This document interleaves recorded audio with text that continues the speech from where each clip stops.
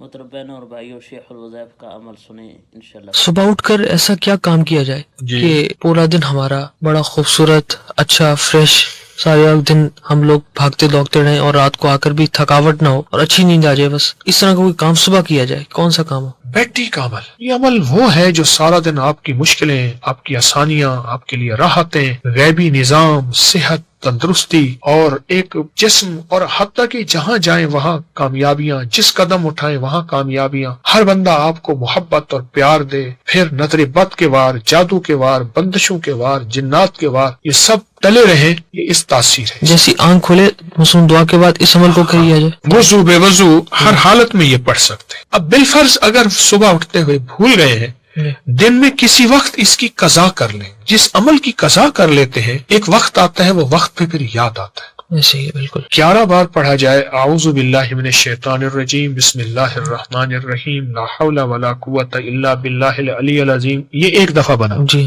اس طرح 11، میں نے اس کا نام رکھا ہوا ہے بیٹی، روحانی بیٹی۔ روحانی بیٹی۔ جی